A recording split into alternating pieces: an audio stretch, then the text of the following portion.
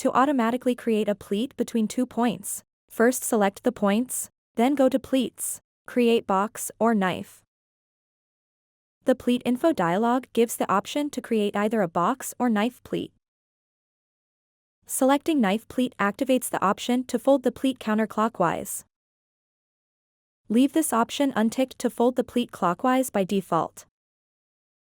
Tick on Open Pleat to open the pleat when finished. Enter the depth measurement for the pleat. Next, enter the number of pleats to create, then give the distance between the pleats. To open the pleats on the other side, tick on CCW Open Side. Click OK to finish creating the pleats. Tick on Variable Pleat to activate the option to have a different pleat depth at top and bottom. When Variable Pleat is ticked on, and the number of pleats is greater than 1, you can also enter different distance values for the top and bottom of the pleats.